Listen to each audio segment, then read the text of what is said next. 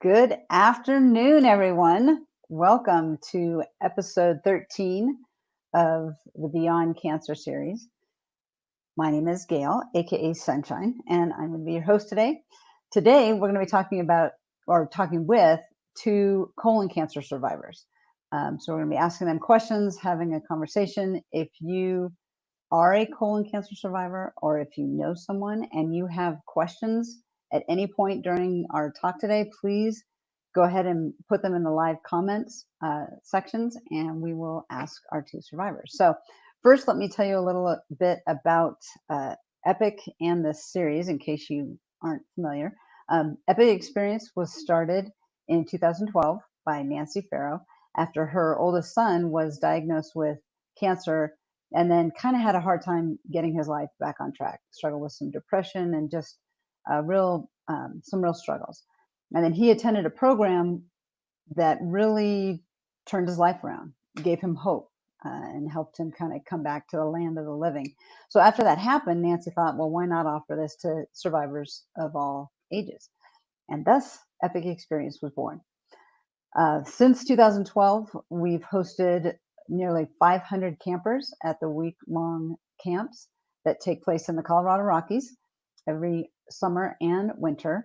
Unfortunately, this summer we won't actually be having camps because of the COVID situation, but we will be having virtual camps. And you can find out more about that and apply on the Epic Experience website.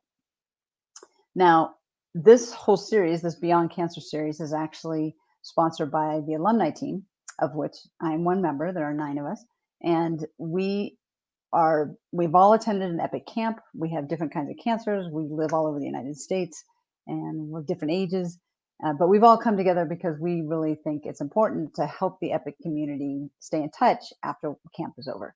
So this series started kind of out of that desire. So we've talked about social workers and nurses. Last week we talked to stage 4 cancer survivors. We've talked about COVID and cancer, and it's just a way to reach out and keep the community together. This series really is for anyone, though. So if you're not actually an Epic alumni, you can, or if you know someone who's not, but you think they might benefit from this Beyond Cancer series, please invite them to join us. Okay. Again, I also want to mention this Beyond Cancer series is sponsored by Eisai, which is a pharmaceutical company, and we're really thankful for their sponsorship. So I just want to mention that. So today we will be talking with 2 colon cancer survivors who live in 2 different parts of the country. One lives here in Colorado and one lives in Kentucky. So we have Bridget, aka Lotus, from Colorado, and we have Amanda, aka Semi, as I say it, Semi, from Kentucky. And so we're going to be talking to them about colon cancer. And so we're going to start just by letting you guys introduce yourselves. I've already said where you live, but if you can tell us when you attended camp, maybe what your camp name was, the name of your camp, as well as, if you want, how you came up with your camp name. And then tell us a little bit about your diagnosis, when you were diagnosed, what year, and those kind of things. So, Semi, why don't we start with you? Hi, everybody. So as Gail said, I'm from Louisville, Kentucky. My name is Amanda Blackburn. My camp name is Simi, because that's how we say it in the South. And so my camp name came from the fact that I have a semicolon. So that's my way of making, a little joke of my colon cancer. So I have a little semicolon here on my wrist too, just kind of a little reminder for myself. So I was diagnosed in 2017, late summer. It was in August. I was 37 then, with no history in my family whatsoever of colon cancer. I really, up until the point where, I started kind of having some issues, no signs or symptoms, and, no reason to believe that I had to worry about having colon cancer. So my diagnosis was very shocking for me. But yeah, it was in the summer. I think we're going to get into that a little bit more later, kind of our stories, or do you want me to talk Yeah. about that? Yeah. Let me get just kind of the intros from Lotus, and then we'll go back to that. Thank you. Okay, yes, I'm from Plymouth Springs. I attended Epic Camp in June of 2017. My camp name was Lotus.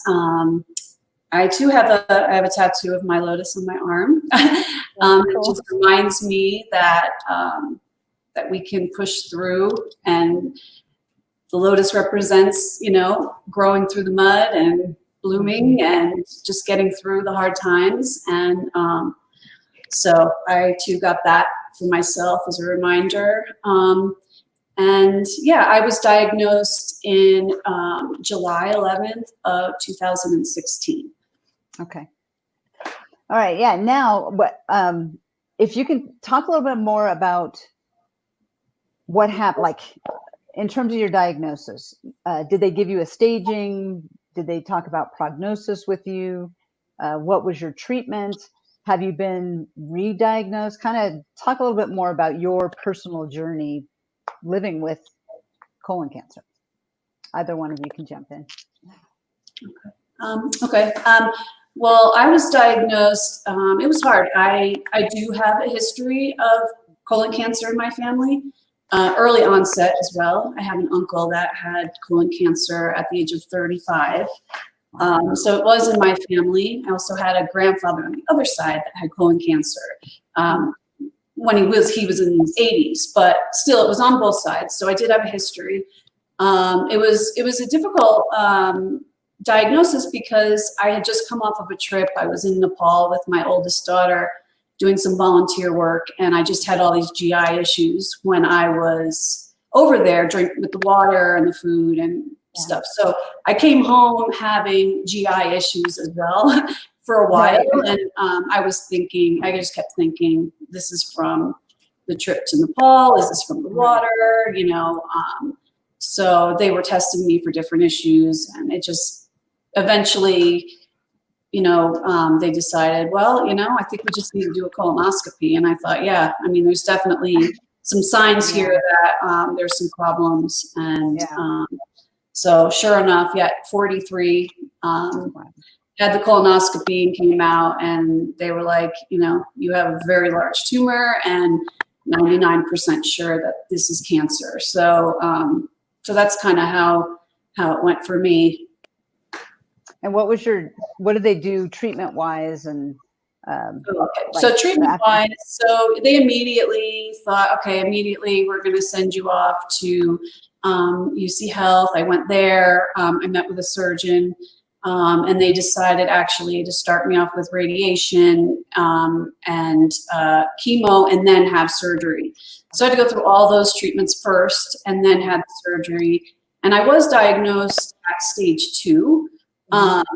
But it turned out I was actually probably stage 4. They just didn't see there were very tiny nodules in my lungs that they didn't catch. But when I did get that diagnosis later on, they went back and looked, and they saw very, very slight nodules there that they had missed. So technically I was stage 4, but it was kind of missed.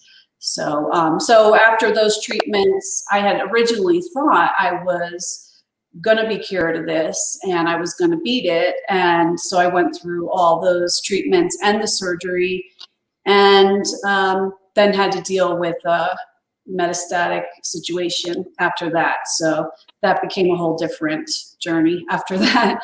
Right. And the metastatic, that was within the last few years? Is that when you... Yeah, it was funny. It was right before I was about to come to Epic Camp. I had finished my surgery. I had had some, everything was kind of okay. And right before I came, literally like 2 or 3 days before, is when they found the stuff in my lungs. And so I was very on the fence, like, oh my gosh, should I even go on this camp? And it turned out to be a great thing for me, because it just kind of pushed me to say, you know what, I'm in this, and I'm just going to fight this. And and do this. So after that is when they decided to do, I had to get now lung surgery, two sections on each lung, surgeries on that, and had quite a few complications because the second one they did, then my bowel perforated. So I had sepsis. And so it was a really, really challenging year. 2017 was a tough year for me, but But here you are. But I'm here. I'm still here. Awesome. Semi, how about you? What was your whole story? So we have a lot of similarities. But so I was having some issues. First, I had kind of like some blood in my stool, and I kind of, obviously was a little alarmed by that, even though again I had no reason to think that colon cancer was a possibility for me. And at the time, I had been like training to run a mini marathon, and I was running 50 or 60 miles a week, and so I was told like, oh, you're running too much. It's probably internal hemorrhoids. These are things that can happen. Slow down on the running. And so I did, and things did seem to kind of go away for a bit. And then I had some very significant bowel changes and habits. And so again, I'm like, okay, maybe I have irritable bowel syndrome. And again, it's just like everything in the world that you could think of other than cancer, or all the things that come to mind. So I just happened to be at the OBGYN, and before I left, she was like, oh, is there anything else you got going on? And I was like, yeah, I got all of this going on. And it just so coincidentally, her sister had passed away from colon cancer, and she says, oh, you need a colonoscopy like right away. And I'm like, okay, still not a thought in my mind. But so I go to see a gastrologist, and she's like, okay, let's get you for a colonoscopy, but today I want to do a blood test and a stool test. And I'm like, okay. So we did those things, and they both came back negative. No signs or symptoms of anything, and those tests. Again, lucky on my side, got on my side. She says, let's keep your colonoscopy appointment still. Okay. And I was maybe about 5 to 10 minutes into my nice sleepy colonoscopy nap, and they, found a tumor and brought me right out. So when I woke up, my mother was with me. They hadn't told her anything yet, but I could tell by the look on her face, because I'd only been back there for a few minutes, that something wasn't necessarily right. And my doctor, again, they're not allowed to diagnose you, the gastrologist, because they're not oncologist. So, but same, she said, as Lotus, she said, hey, I'm about 99% sure. It was a Friday. She was like, I'm not going to let you go home over the weekend, not knowing what's going on. We're going to find a hospital, here in the local area today that can, give you a PET scan. So, I left the PET scan, started seeing an oncologist that Monday, and they wanted to do another test to actually stage me. So I went in for like another scope and testing. And so they staged me at 3. And within 2 weeks I had, a port, and I was starting chemotherapy and radiation. So I did the combination of, the chemo pack that you carry for 6 days a week. So I carried it with me and went every day for my radiation treatments, for 28 radiation treatments, I think is the standard of care for most people. And then when that was over, they gave me a little time for my immune system to kind of heal back up. And I had a lower anterior resection where they removed 1/3 of my rectum and 1.5 feet of my colon. My tumor was like half in my rectum, half in my colon. So technically I'm colorectal cancer diagnosis. So with that came a temporary ileostomy as well. So it was a good 7-hour surgery. Lucky for me, they used the Da Vinci robot. So I had 7, 1/2-inch scars instead of one big, large scar, which I was, hoping for the little ones.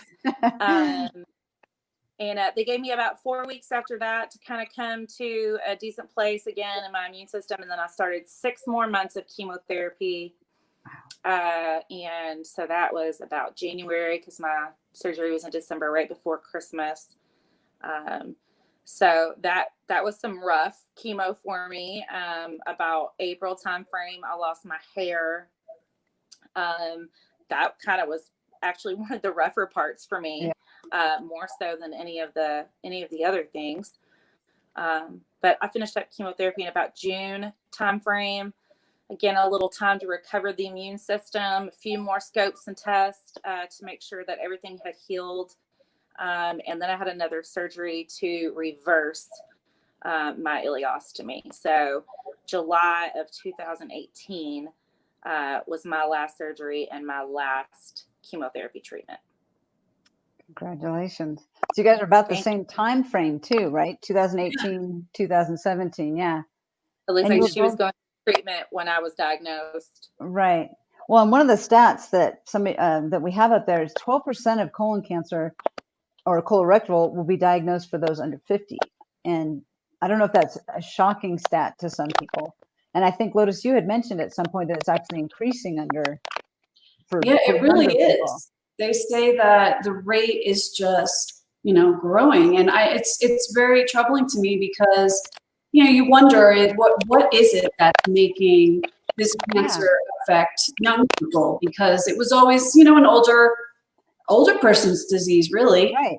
And myself being, I've been a vegetarian since I was 16.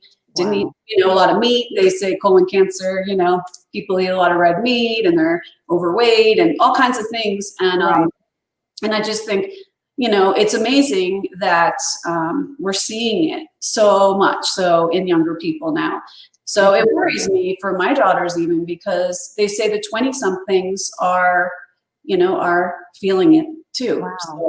So, and it's not like, can I do something about my diet, or, it doesn't seem to be necessarily an answer. So, yeah.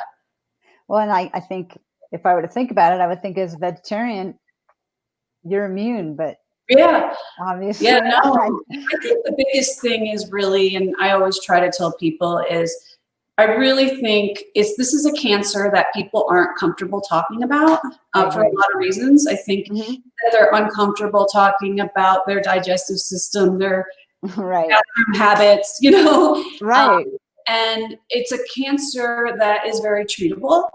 And if you catch it in time, and so that's the thing. The younger generations now have to be aware that, look, something's off. I really, really need to pay attention to it. And these doctors are just starting to get to that, because they do say, they have said, oh no, you're too young for cancer. It's probably, well, everybody can say that story, because I heard that as well.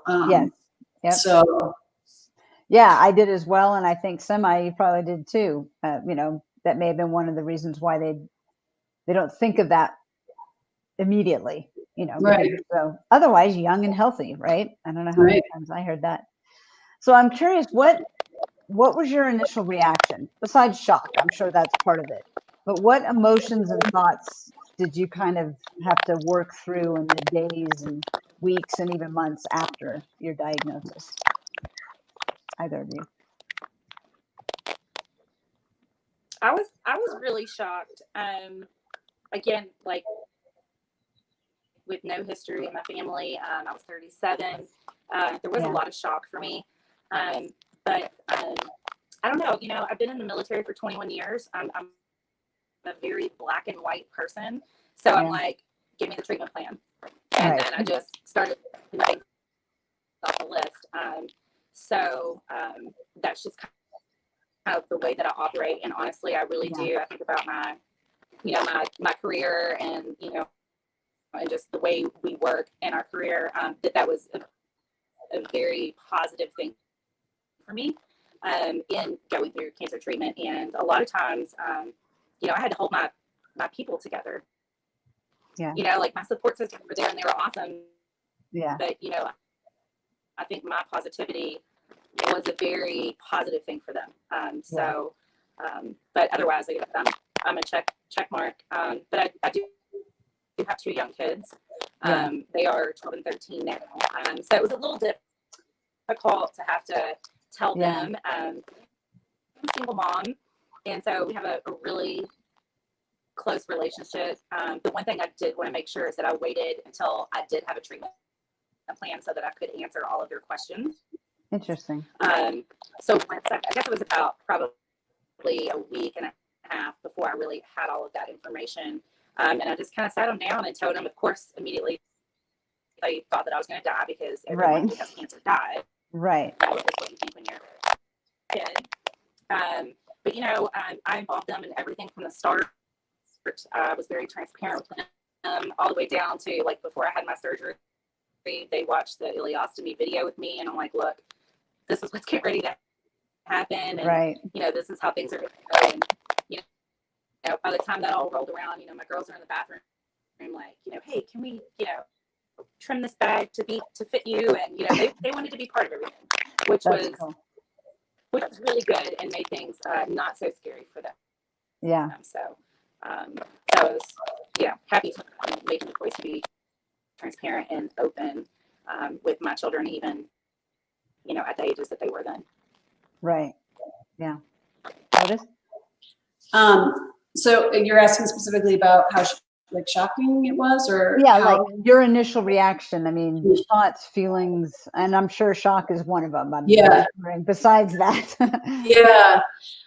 You know, my initial reaction was, to be honest, I was a little relieved to figure out what was going on, because I was really struggling with the issues I was having. And I was like, I was obviously very upset about the cancer diagnosis, but I was like, okay, I'm ready to get this going, because, you know, I'm having these issues, and I just want to feel better, and I want to get going. And I have 2 daughters as well, and my daughters were, you know, 10 years apart. So my little one was 6.5, but my older one was 17. And so obviously I had very different approaches. You know, I had to tell my kids, but I shared it with my oldest one first, and waited until I kind of had everything figured out until I shared it with the little one. But it's a scary time. It's definitely, there's an element of shock, and there's an element of fear.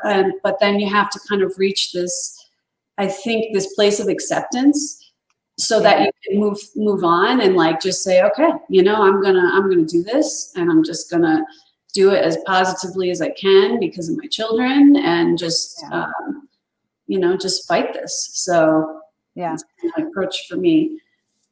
I'm curious. So you said you talked to your girls separately. So when you actually talked to them, was there a difference in the way you talked to your 16-year-old as opposed to your 10-year-old? And did you learn something from how you told your older one in terms of how you told your younger one? It was really hard, because my oldest daughter was 17, and she was like a month and a half out from leaving for college. Oh, God. So she was leaving. She was going to college early as a 17-year-old, because she had skipped a grade down the road. So she was young, leaving the house anyway. So, you know, we were all excited about her going off to college, and then this got thrown in the mix. So suddenly now we're worried about cancer treatments rather than, like, the celebration, the road trip out to Oregon, the you know, excitement of college. So, you know, that was horrible to have to, to thrown in. So I think I was very worried, because, like, for me, actually, at the time, I was more emotional and worried about my daughter leaving home than the cancer. My oldest child, I can understand that. Yeah. So I was, like, dealing with so many, like, you know, big time emotions. But anyway, you know, we made it work, and she, you know, I know she struggled with it. It was hard because, you know, she just graduated. So all of my cancer, all the years I've been dealing with this, basically, she's been, you know, doing college, and she's just home now. But my little one, she's amazing, because she kind of took the path of, like, really wanting to help. And even at, like, you know, 6, 7, she started coming with me to the hospital when we would make chemo kits for the patients. Like, when we put together, like, lip balms and teas, and the support group, she would come and she would be a helper. She would make these little pot holders and sell them and put the donations towards the integrative therapies at our local hospital. So she kind of got involved and felt very comfortable around, me. And I think it's because I had to make it positive. I couldn't make it like, I had to just make it a positive place that we were going to, do this as a family. So. Yeah. Well, and I'm sure it helped her to feel like she was helping you as well as others if you were making those bags. I think that's one thing people who don't have it with is they want to do something, even at her age. So to be able to do that with you, I'm sure it was huge. Yeah, it helps a lot, I think. It takes the fear out of it and makes them feel like they're a part of it. And then, to get to meet other survivors and see, other things, how other people are handling it and how she can make a difference even as a little person. Yeah, it's true. Yeah. I'm curious if then obviously you had to, now was your husband with you? Yes. So he already knew. So outside of the family, is the way that you talk to people, friends, other family members, how did you go about telling them? Or did you have other people do it for you?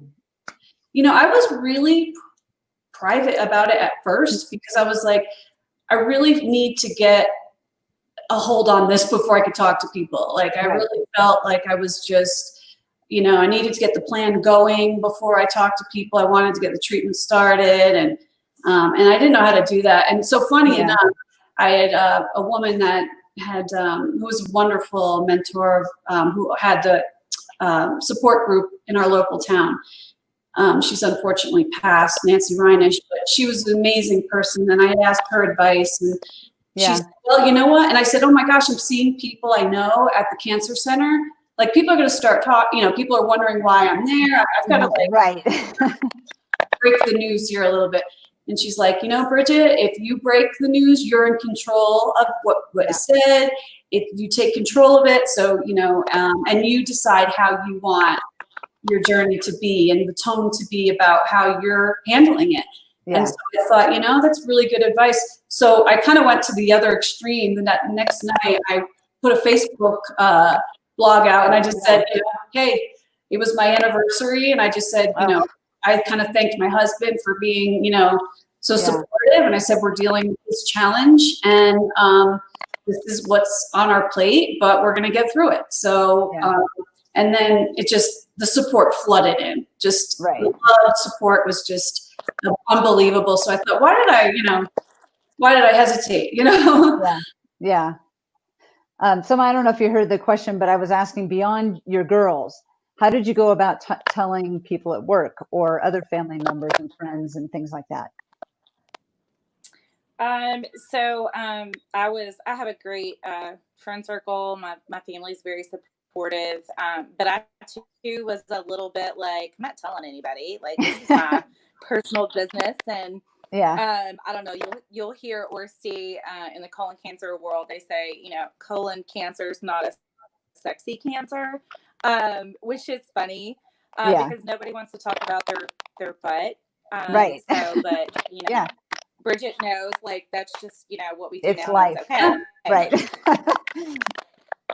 Right. But I went from one extreme to another as well.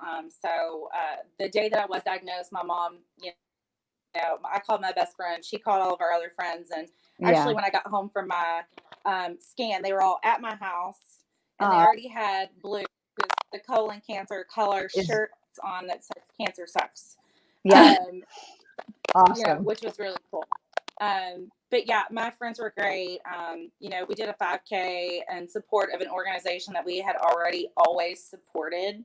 Cool. But, this time it was my team that did the 5K, which was really cool. So, and then my military family, I was a little worried at first, again, to talk with them because your physical health is very important in the military.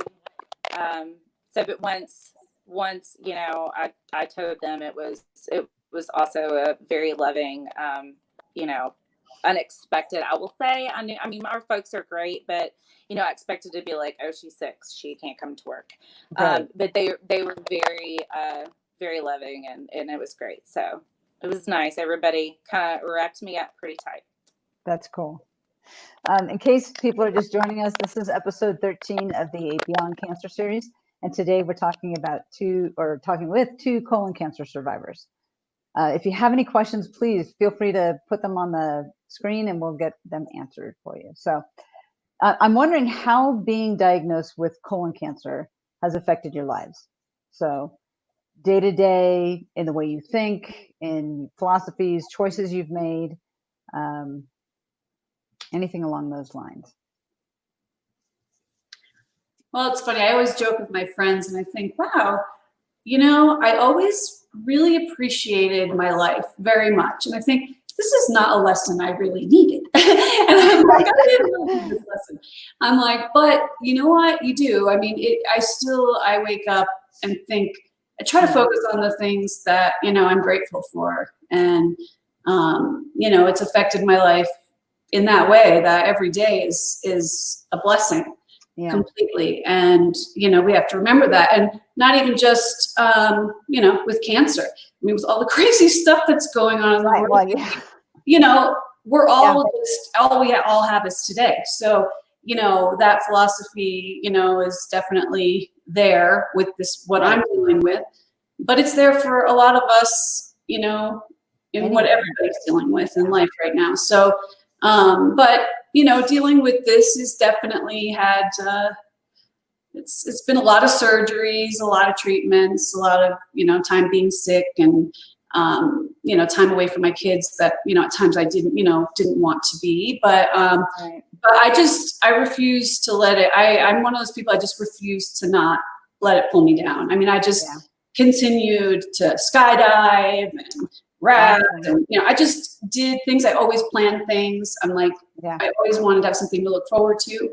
And that helped me a lot, like, because I knew, okay, I have this hard thing to do, you know, this month, but you know, when I'm done, I'm going to go and dance on stage with Michael Franti or, you know, something like that. So, you know, I think that's important. Yeah. Well, yeah, it gives you something to look forward to, and it's life affirming. It's like, I'm still here. Yeah, I have to go through all of these treatments or go to the doctor a lot more often than I'd like to, but that's not defining who you are. And you have this opportunity to share with your children, to teach them resilience and teach them like how to get up when you're knocked down. Like instead of looking at this as like, oh, poor me, you know, I try to teach my kids like, you know, look, you're gonna have struggles in life, you know, and you gotta get up. You gotta find that strength in you. So I try to use those lessons and opportunities to teach my kids, and you know, and that's all you can do, because it does. I mean, I'm not going to say it does suck. I mean, it's not fun, you know. So you have to find the light, and you have to find the positive things, and, because you know, if not cancer, it could be something else, you know. So. Yeah. How about you, Semi? Again, like Bridget and I, the same. Like I look for the positivity in it, and honestly, my list is much longer in the positive side of cancer than it is in the negative, and that's kind of hard, I think, sometimes for people to believe. But I have, you know, I've learned a lot. You know, you know, Epic Experience was a really good thing for me to come to camp, because again, like I talked about, I'm black and white. I'm checking things off the list. And when I signed up, I was really excited about the adventure part. But the emotional part, although I wasn't 100% sure what that was going to entail, I knew it was going to happen. Yeah. I needed that, you know, I needed to go there and deal with my emotions, because I didn't deal with them during treatment. I did what I had to do to stay alive, and that wasn't deal with emotions. Right. So, you know, so that was an experience for me. You know, meeting other cancer survivors has been amazing for me. You know, it just, again, there's so many positive things. Having an ileostomy was difficult. You know, so for 10 months, you know, I dealt with that. It was different. It was a learning experience. Again, I tried to be just very positive about it. And even, you know, you have to make jokes. The jokes are everything. Can you explain what it is? Can you explain what that is, just in case someone doesn't know? An ileostomy? Yeah. Okay, so an ileostomy is where they reroute your small intestines to an opening that they cut in your midsection somewhere. It just depends. You know, for each person, it could be in a different spot. So they try really hard to put it in a spot where you don't have like a bend or a crevice or whatever. Right. And then you, you know, basically put a bag on the outside there. You know, with adhesive, and that's where your bowels empty into the bag, and then you empty it several times a day. You know, there's a removal of the bag and new ones, and you know, figuring out how to take a shower. You know, how do I tuck this into my jeans?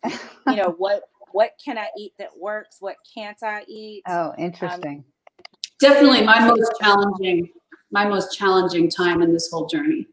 Was that? I don't know about you, tonight, but yeah. How long did you each? You said 10 months, Semi? Yes. And how long for you, Lotus? Well, the first time I had it was, I think it was like 3.5 months just to heal from the surgery. But then when I went in for the lung resection, they don't know what happened, but it was the old ileostomy site that basically ruptured. And so I sat for a whole weekend with a perforated bowel. Nobody knew what was going on. And so when they found out, I had all this sepsis and peritonitis, all this. Yeah. It was horrible. So I came out of surgery with another one, which you can imagine, Amanda, I'm sure you get rid of the first one, you know, like, and I come out and they're basically like, you know, you're not going to live if you do this. Like, you have, you know, this is it. So my husband's like, Bridget, you don't have a choice. Like you got to go into the surgery and you got to have the ostomy. And I thought, oh my God, I could do this. You know, that was definitely my most challenging moment. And so yeah, I came out with that second one. And I think I had that one for, again, I was lucky. It was like only like 4 months, but I had so much trouble with mine. So it was just a hard time. I know there are a lot of people that don't have hard times. So it's not a given, you know, some people do just fine with them, but I had a lot of trouble, unfortunately. So I don't know if you want to answer this, but what kind of, like, just what you ate and how it was affected, or the literal, like, keeping it in place, or? Well, for one, I had really, really sensitive skin. So for one, if, you know, the bags wouldn't stay on properly. So like, if it leaks, it's basically, you know, acidic, like stomach acid kind of leaking onto your skin.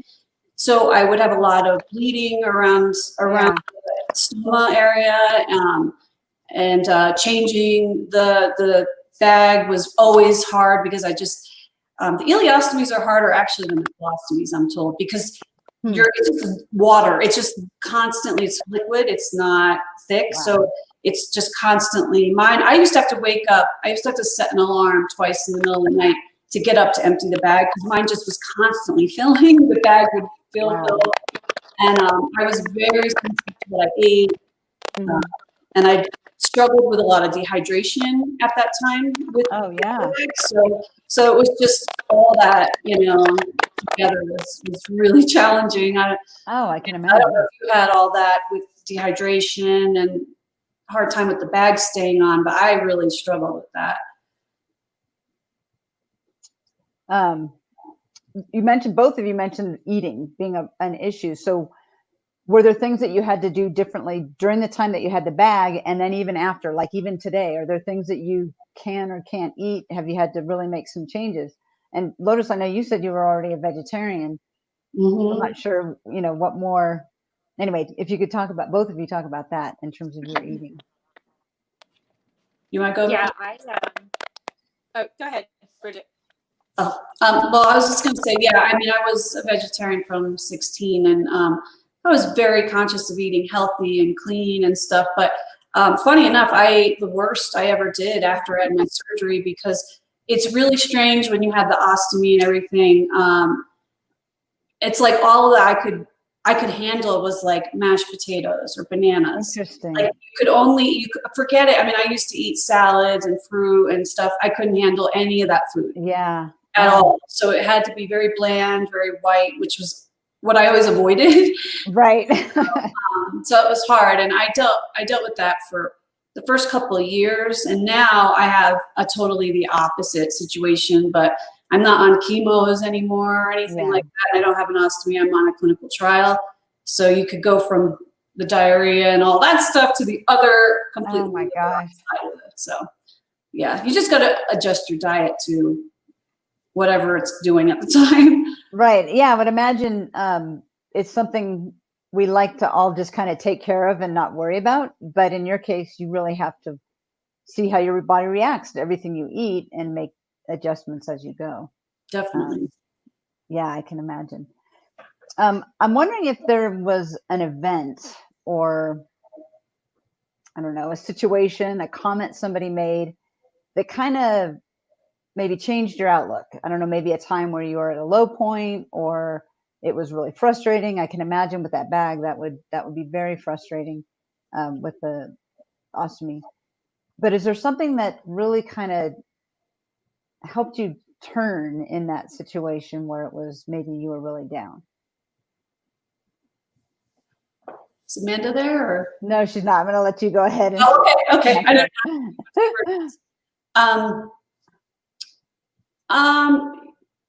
I don't know. I mean, I think the experiences like Epic was one that really kind of put me in a positive place and, picked me up a little bit. I was struggling with a lot of stuff when I went to Epic. So I think it was a good time when I did that. So you mean something that someone said particularly?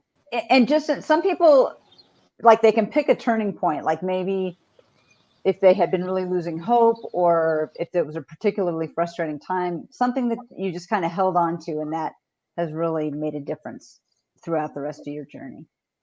I think my skydiving awesome. adventure really helped me as well. I think like the Epic, I tried to, like I said before, fill my moments with positive things.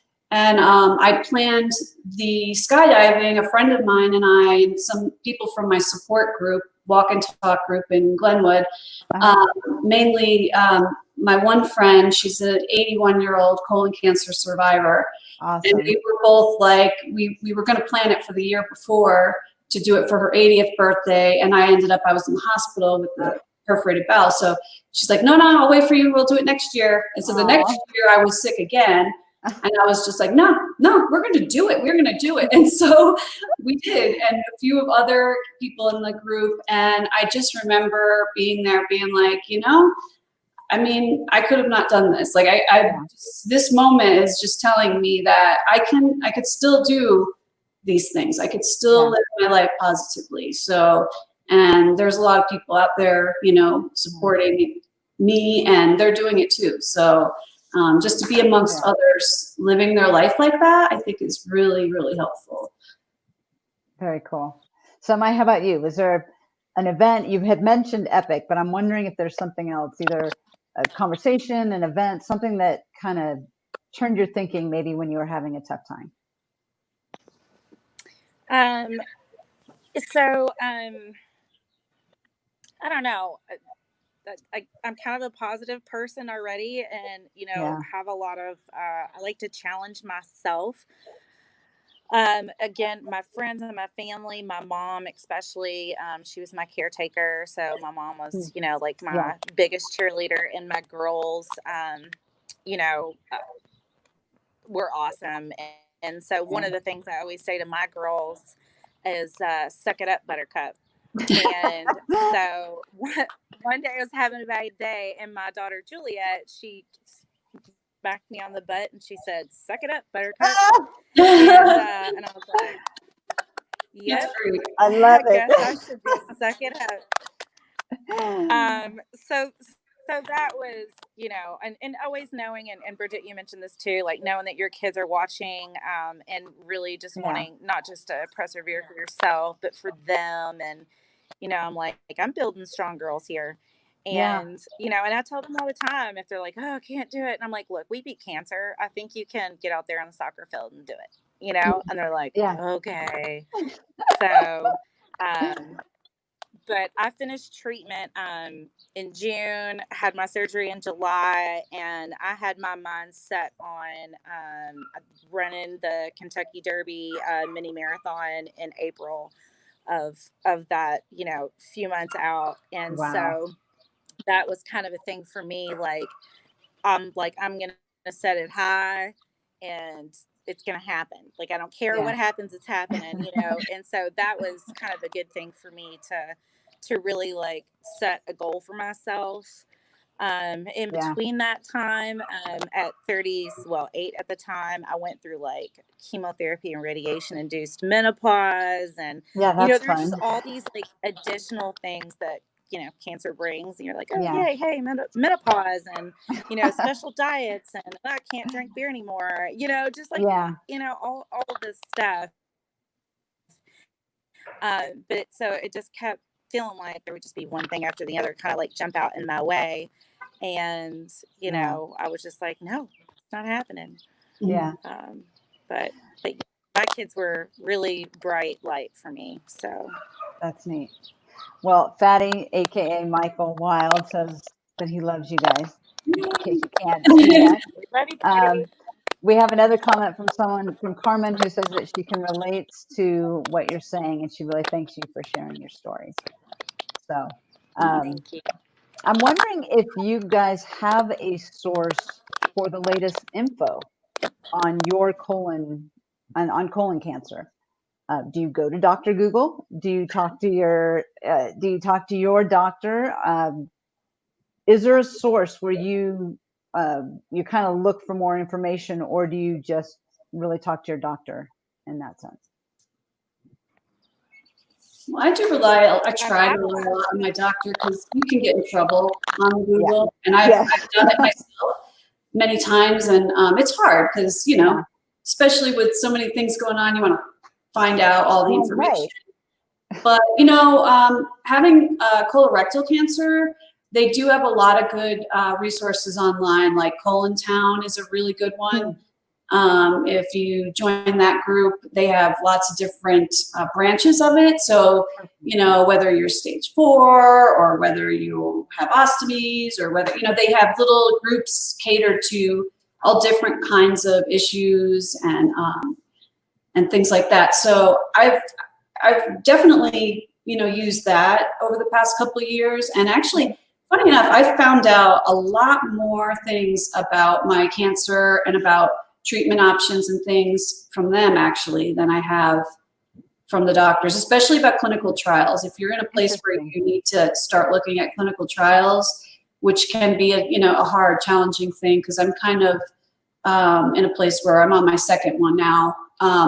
So you can connect with other people across the country and basically find out what trials they're on, what trials are coming, like where can you go? I've been to MD Anderson and checked out their clinical trials, and I've been lucky. I've been able to find the 2 I have here in Denver, but so there are some good options to find information, but there are some bad ones too.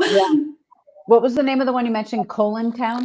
Yeah, it's called Colon Town. Yeah, it's really, really excellent. And they even have like a caretakers group. So like the person that like my husband has gone, I finally convinced him to go on, because my husband's amazing, and he's taken this on just as much as I have. And I'm like, you need to take care of you too. And you need to have, so they have people there that he can talk to too. So it's definitely a good resource. So I would, even if it's not for you, try it, go check it out. You don't have to participate so much in talking. You could be a listener and just see the information on there, or you can contribute. So great. How about you, Semi? I'm not sure if you guys can hear me. I'm having a little bit of a internet issue, I think, but I was introduced through the Livestrong program to another colon cancer thriver, and she actually just turned 30, so she was a bit younger than me. We got connected because it's not a lot of younger folks dealing with the colon cancer, even though it is on the rise. And so we got together with the Colon Cancer Prevention Project in Louisville, Kentucky, and we started the first all colon cancer survivors and thrivers support group. Cool. So there's now 12 of us. Yeah, there's now 12 of us. So it's really nice. We meet once a month, and they do a big gala every year. And this year, my friend was a speaker, which was really awesome. So they put out a lot of resources in the community, so I do use them. Also, my doctor, and then I really like I do use the internet, but I try to stay with the cancer, medical related. Exactly. Yeah. So not to get too crazy on the internet, because there's so much information out there that's false. Completely right. Yeah, and it is hard to know what is or isn't. Someone's asking what stage were you actually diagnosed at? Stage 4? Me? Lotus? Yeah. Well, I was diagnosed at stage 2, but that's right. But they did find at that point I was stage 4 because it was already an official diagnosis after my surgery, but they went back and saw that the spots were there. So if anyone has any more questions, we have about 10 minutes. So if you have any questions, please go ahead and post them. Otherwise, I'm gonna have 2 final questions that I want to kind of end with. So if you were to talk to someone who is recently diagnosed with colon cancer, is there something that you've learned that you would share with them? Or if you have one piece of advice, you don't have to have one, you can have 2 or 3, but what would you tell someone who has been recently diagnosed with colon cancer? Well, I mean, I'd say, it's challenging. I'm not going to lie. It's not an easy thing to be diagnosed with any cancer. I don't think it's a tough thing, but it doesn't have to be, doom and gloom. It doesn't have to be a death sentence. It doesn't have to be this negative. And I tell people all the time, and they look at me like I'm crazy, but I'm like, these past 4 years have by far not been the worst 4 years of my life. They have been actually amazing 4 years where I've met the most amazing people. I mean, I've built friendships with people that I would never have met before. I pushed myself to do things that, challenge myself. So it's hard. It's definitely hard. I think, physically you got to really just to take care of yourself and rest and, but try to, keep a positive attitude and get a really good tribe, because I have my tribe is amazing. My husband is like the best. I'm so blessed to have someone that's so in it with me and he's such a good caretaker. But my family, my kids, and the support group I go to locally, Walk and Talk. And if you surround yourself with positive people, it makes a huge difference. So an Epic Camp, being a part of this community is just, again, another bonus. So positivity, you need that. And you can make it actually, really meaningful time. Yeah, definitely. Semi, how about you? Any advice for someone who would be newly diagnosed with colon cancer? Definitely. Again, Bridget, the positivity is huge.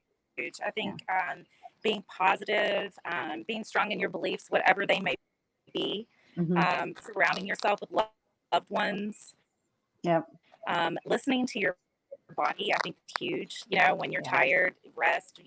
When your body tells you it's hungry, eat. And my doctor always said, like, if you're not hungry, don't eat. Like, if you're hungry, when you are hungry, take advantage of that time and eat. I don't care what it is, just eat. So I really do. I think the listeners to your body is really big. Yeah. And just, just knowing that, whatever it is that you're facing, you're not going to stay there long. Yeah. Right. There's always, the next day, and there's always, what's coming next. And I think that that's kind of, again, where I kind of lived was, what's the next check mark? Where am I going now? Right. And I know Bridget mentioned that she had been to a few different facilities, and if you're going somewhere and you're not getting the answer that you think that you should be getting, second opinions are great, third opinions, whatever kind of opinion you need to get out there and do your research. You're your own best advocate, and no one's going to fight for you like you. So get out there and again, be your own best advocate. Fight for yourself. Yeah. Excellent. Yeah. All right. One more question for you. I'm wondering if there's anything that you know now that you wish you would have known back then when you were first diagnosed, either related specifically to your diagnosis or coping with your surgeries and your treatments, or I don't know, anything that you wish somebody would have told you back then, or that you just knew. I think I wished I was a better advocate for myself in the beginning. I was definitely a little more just, they tell me this is the way it is. This is the way it's going to go. Right. And now 4 years in, I'm like, no, like something's not right. Or I'm not, like Amanda said, if you got to advocate for yourself. Like if something's not right, speak up, because more times than not, you're going to be right. Like, your body better than anyone. And I have been challenged a few times where I've been like, something's just not right here. And like, no, it's fine. And then it's like, oh, whoops, there's this metastases in your spine. I didn't see that, or, something like that. And I'm like, so you have to speak up and not be afraid to be questioned or afraid to look silly, if you're not feeling well or whatever. So I think that took me a little bit of time in the beginning. I wished but I got there. I got there. And now I just don't, I don't care. It's like, this is my life, and it's very important. And if I have something to say or a question I want answered, I'm gonna push it together. Yeah, good. How about you, Semi? So the advocating part was something that that I was really good with, and my family too. I don't think that they would have allowed me not to, because they're, my mom and dad were like front and center. My brother, which was great, and my brother just so happened to be next door neighbors with an oncologist. So right away he was like, "We're getting you the best doctor we can find." And so when I went and talked to him, I was able to go back and research things and see that they matched up. And so, that made me feel comfortable. I guess one thing that I may change, and I was pretty active during my treatment when I could be, is that I think I would have tried to really exercise and push myself even a little bit more than I did daily, because I think that's so important. And it's really hard. I know it's so hard to like even sometimes make it from your bed to your fridge. But I think that it helps with your recovery. It helps with your healing. It helps with your mental and your physical, your spiritual. It's like, it's all in there. So I do think that the physical wellness really, goes out to all those other parts. And so I think that I would probably have been more mindful about what I was doing on the daily. As far as my physical fitness went. Yeah. Anything else that I have not asked you that you want to share, or anything? I just want to say, I just want people to not be afraid to go to the doctors if they see signs of this disease. It's hard because people don't want to, but that's my biggest thing. I just really, really want people to not worry about, talking about something embarrassing, or, I just think they just need to go. What's the worst that's going to happen? You're fine. Because when I got diagnosed, they said, this looks like you had this for 10 years. You probably had this for 10 years. And I'm like, wow, so I just think, people need to be more in tune with their body and not be afraid to go. And so that's the message I like to really, get out there. Thank you. So Maya, anything I haven't asked you about that you would want to share? Yes. So I'm not sure if you guys talked about this or not, but the new age for having your colonoscopy is 45. Yeah. So that's the new age. It's no longer 50. So I think making sure that you're actually going at 45, or if you have a family history, I know for me, like my girls will be getting their colonoscopy at 27 since I was 37 when I was diagnosed. So it goes 10 years back. Yeah. Is just making sure that you're getting your colonoscopy. It's not a big deal. Yeah. Excuse me. I've had so many scopes at this point. The hardest part really is, drinking the stuff that no one wants to drink. Yeah. So, colon cancer is a preventable cancer. And if you are going and getting screened regularly, when you're supposed to, you could skip all of this, skip all of this fun, just by going to the doctor regularly for screenings. And again, knowing your body, listening to, any signs and symptoms. And when you see something wrong, ask questions, make a doctor's appointment, and, hey, just go have it checked out. The worst thing that could happen is that you wasted an hour sitting in the doctor's office. So, and I can tell you from experience, and Bridget too, I'm sure that hour that you would lose is way better than, the time that we lost, spending, going through treatment. So get your colonoscopy. Yes, I agree. Thank you both so much. I really appreciate your time. You guys are both rocking it. Keep going. And thank you all for tuning in today. We really appreciate it. And we'll catch you next time. All right. Thank you. Bye. Thank you. Nice to meet you, Samantha.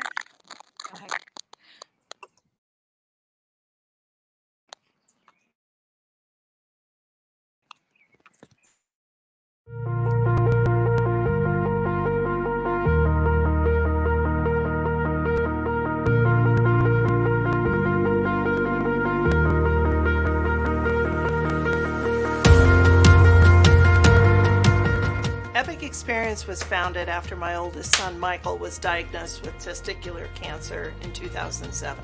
I wanted to offer up hope to other cancer survivors so people know they're not alone, so that they know they can get out and start living again. It just may look different than how it did before they had cancer. Epic Experience is unique in the fact that we really pride ourselves on trying to take anyone and everyone that we can.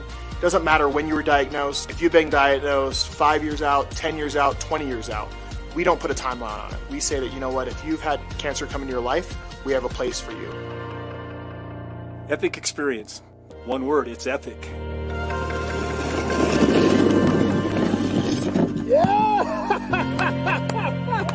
You have a chance to come up here and do some things that you've never probably done before. This camp has taught me, why are you afraid? What's stopping you? I got out on the water in the pond here, and I'm like, I haven't done a headstand in a long time. And it's really difficult to do it on water. And I'm like, what am I afraid of? At camp, it's about healing your soul and your spirit and living beyond that cancer diagnosis, having fun, being with people that understand, and really just embracing everything that life has to offer you. They just said you were going to go to a camp, and I didn't even know where it was going to be. I got hauled up the mountain and got to play in the snow, and the thing that happened is I rediscovered joy, found myself again.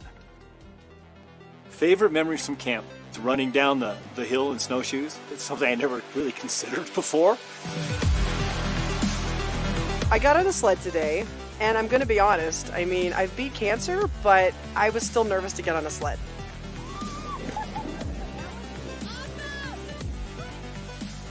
Well, kayaking is individual. You're all alone in your boat, and it's you versus the elements and how strong you are and getting through the challenges that are coming up, whether they're rapids or something in the water in the way. And with cancer, it's you versus your diagnosis. Epic Experience is about empowering adult cancer survivors and thrivers beyond their cancer diagnosis. It's about giving them a community in which they feel that they have people they can connect with, that understand them, and have walked their shoes to really know, hey, you know what? I'm not alone, and I have people with me, and it's so important for them to feel that connection. Things that I used to worry about don't worry me as much anymore. Family is critically important. Friends and experiences is what life is about. Well, I didn't think I needed this week, but I needed it more than I knew. I needed to just play in the snow. I needed to laugh until my sides hurt. I needed to connect with people, even though I didn't think I did. I needed to find out that I'm not alone in things I think I'm alone in. So here at the 7W Ranch, not only are the activities that we do for the week amazing, but just the beautiful scenery around alone makes it just so incredible. I was feeling a bit lost and unsure how to cope with life after cancer. I feel like Epic Experience brought me closer to who I used to be and who I want to be in the future. Want me to cry when I talk about 7W? It's magic. Just say, it's special. If you are debating on coming on this trip, just do it. Don't hesitate. I hesitated. I waited till the last minute, and I am so grateful that I came here. This has been life-changing. This week has absolutely changed my life in ways that I couldn't have even imagined that it would. Epic Experience is the right name for this experience. Trust, go for it. Why can't you experience this? It's something that they've already been through, cancer treatments, whatever the therapy is, and this is another way to heal. If you want to really check back in with yourself and find out where your inner person is and where your soul survives, come to a camp and just let it be. Don't think about it. Don't wonder, should I? Just do it. Sign up for camp, and it'll be an amazing experience full of a lifetime of memories.